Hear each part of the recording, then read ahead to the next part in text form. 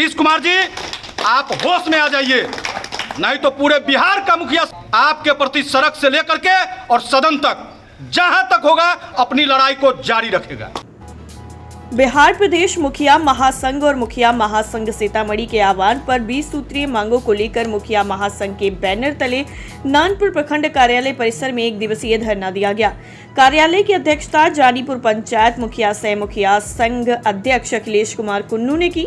धरने को संबोधित करते हुए वक्ताओं ने कहा कि लगातार बिहार सरकार और केंद्र सरकार के द्वारा ग्राम पंचायत के अधिकार में किए जा रहे कटौती को किसी भी सूरत में बर्दाश्त नहीं किया जाएगा।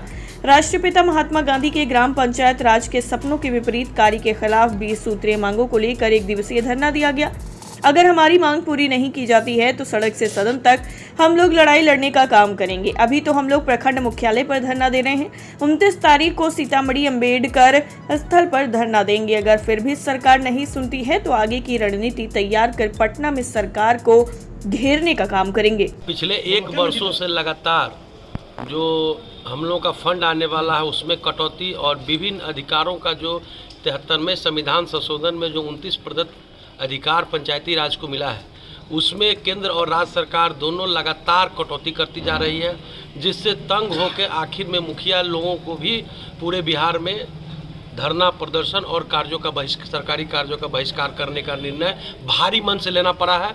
और इसमें सिर्फ मुखिया ही नहीं, वार्ड सदस्य लोग भी शामिल हैं और ये लड़ाई इस बार अंतिम अंजाम तक पहुंचा कर ही हम लोग दम लेंगे। इसी में हम लोग शांतिपूर्वक धरना प्रदर्शन आज 22 तारीख को सरकार को संकेत दे रही है मुखिया संघ।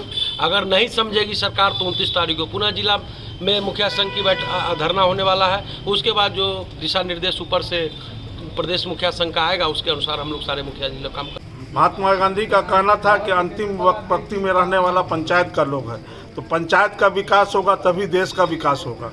और धीरे धीरे ये सरकार पंचायत के अधिकार को ख़त्म करती जा रही है, पंचायत के अधिकार का हनन हो रहा है। और जितना भी जिम्मेवारी है जनता से जुड़ा हुआ असल मुखिया है, जनता के मुखिया के पास पहुंचती है। ये सब धीरे धीरे सब इनके मुखिया के पावर का दुरुपयोग कर रही है सरकार। इसलिए पुनः जितना भी पावर था मुखिया को पुनः सरकार लौटाए और ये सरकार को पंचायती राज पर ध्यान दे, वरना इसका अंजाम सरकार भुगते। सरकार नहीं चला रहा है, अपने तानाशाही की सरकार चला रहा है। महात्मा गांधी का जो सपना था ग्राम पंचायत, कहा गया है कि सरकार सिर्फ भारतवर्ष में 3 है, भारत सरकार, राज्य सरकार और पंचायत सरकार। पंचायत सरकार के निहित जो भी पावर जो 29 कहा गया है संविधान के तहत जो पावर दिया गया है उस सब का समझिए कि चीरहरण नीतीश कुमार जी कर रहे हैं। मुखिया जी का जो भी अधिकार है उसको वो निर्दयपूर्वक अपने जोर से उसका दमन कर रहे हैं।